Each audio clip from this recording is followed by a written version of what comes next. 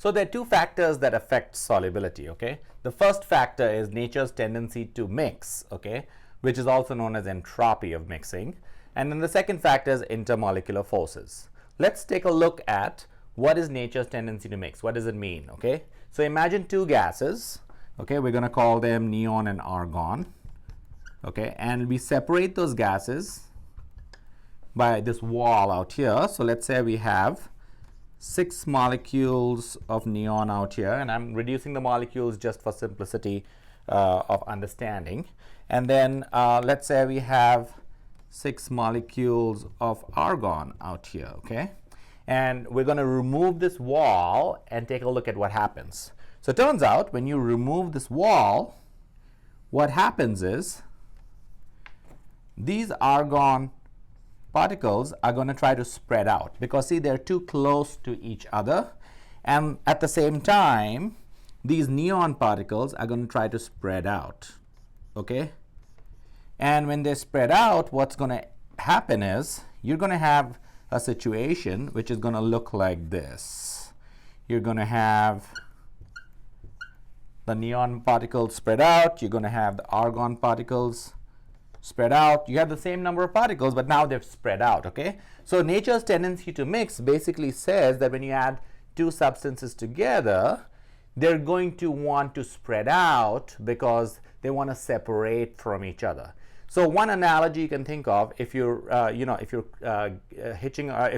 getting onto a bus, for example, and you see many seats empty, your first preference wouldn't go to sit beside someone else who is sitting on a seat with one seat beside them empty. You would go and try to find a seat, an entire seat, all for yourself, because that is you exhibiting entropy. You're trying to spread out because you like your space around you.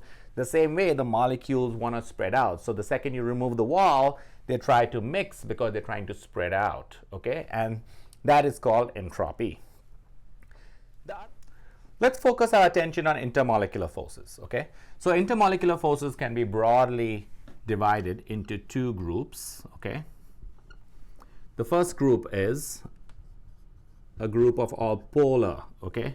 So they're polar intermolecular forces, and by polar we mean if you imagine a molecule, if you imagine this to be a molecule, one part of the molecule is going to have a partial positive charge and the other part is going to have a partial negative charge. And these little symbols, that's called a delta. It's a Greek symbol, delta, okay? And that delta, that stands for partial. So delta plus and delta minus, okay? Now, you can have polar intermolecular forces, or you could have non-polar. In a non-polar intermolecular force, if you imagine that to be a molecule, there's essentially no poles, okay? This one has a pole, okay? Has two poles, a positive pole and a negative pole, because of the polarity in the molecule. Now, some of you might be asking, where does this polarity come from? And the polarity actually comes from the difference in electronegativity of the atoms that are connected within the molecule to each other. So, the three types of polar forces that you're going to encounter. The first one is ion dipole forces, and an example of an ion dipole force would be, let's take for example sodium chloride. Now sodium chloride is an ionic compound, so therefore it is made up of sodium plus ions and chloride minus ions. And then if you take sodium chloride and dissolve it in water, then if I draw one water molecule out here, that is an example of another polar compound, okay? Because the bond between hydrogen and oxygen has a high electronegativity difference. Therefore, that's going to be delta plus, and that's delta minus. There's another delta plus out there. And now that delta plus out there is going to be attracted to that negative of the chlorine, and as a result of that, the chlorine is going to want to be solvated, okay? So it's going to want to go into solution. And this force is an ion dipole force. Why? Because you have an ion being attracted to one end of a dipole, okay? So that's the solute, that's the solvent, okay?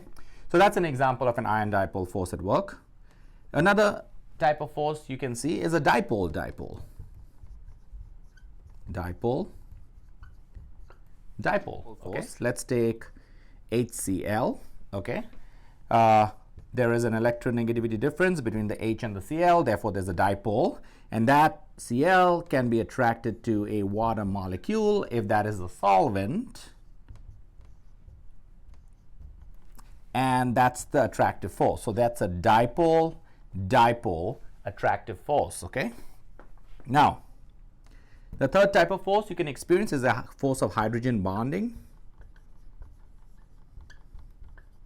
So this is the third kind of polar intermolecular force, and hydrogen bonding is basically, it's a special type of dipole which is a little stronger than a conventional dipole. So they're typically, just as a primer for hydrogen bonding, the hydrogen has got to be attached to an atom X, where X can be either nitrogen, fluorine, or oxygen. Okay, so any of those three atoms. And if it is indeed attached, then if you bring another hydrogen connected to a different molecule, let's take water for example, as you can see, in both these cases, the oxygen is connected to the hydrogen. So that oxygen checks the box for hydrogen bonding, okay, because that's the X out here. So if you imagine that's the X, and then if you take a look at this out here, this is the X, so that could be nitrogen, fluorine, oxygen. So let's say for the sake of our discussion, that's a fluorine. Then there's a hydrogen bond that's going to form. So it's kind of like a dipole, but it's really a special name for the dipole, so it's a hydrogen bond. So this bond between this fluorine and this hydrogen is a hydrogen bond. It's not a true bond, it's just a force of attraction. It's an intermolecular force. Inter meaning the force between two different molecules, okay? All right, so I already drew an example out here, so I'll just kind of draw this out once more out here. Delta minus, delta plus, there's the hydrogen bond if you're trying to dissolve HF in water. Delta minus and delta plus. Okay, so three examples, okay, for the three types of intermolecular forces. Now, the last type of intermolecular force, which falls under in the non-polar category, is called a dispersion force. Okay, so a dispersion force is also, there are a few different names. Okay, one name is a London dispersion force. Okay, another name is van der Waals forces. Okay, but they basically mean the same thing, that you actually have a molecule that does not have a significant dipole in it. Okay, now that doesn't mean that there's not going to be charge distribution. There are instantaneous dipoles formed. Okay, but that's the topic for another video. Okay, but right now, because there's no significant dipoles in it, there's no polarity in the molecule, therefore it's a non-polar force. But typically what happens is these non-polar molecules also tend to mix because of nature's tendency of mixing. So entropy of mixing that we talked about, they'll tend to mix, okay? And so there will be a very, very slight force of attraction between those molecules, not as strong as these ones because they're actually poles out here, okay? So there's a good amount of charges out here. There's no charge out here. There's slight attraction, but that's because of this thing called instantaneous dipoles that are formed, okay? So because of those instantaneous dipoles, there's slight attraction. It's not as strong, but it is there, and those are your non-polar forces, okay? So kind of wrapping this up, essentially there's a general rule that kind of sums up this entire thing, and the general rule, I'll write it out here. It's like dissolves like. And what that means is that if you have a solute and a solvent, if the solute is polar and the solvent is polar, they're going to dissolve. Okay, so that means the solution is going to form. On the other hand, if you have two solute and a solvent and both of them are non-polar, again, they're going to dissolve. The only time that the solution is not going to form if you have a polar solute and a non-polar solvent, or vice versa. Okay.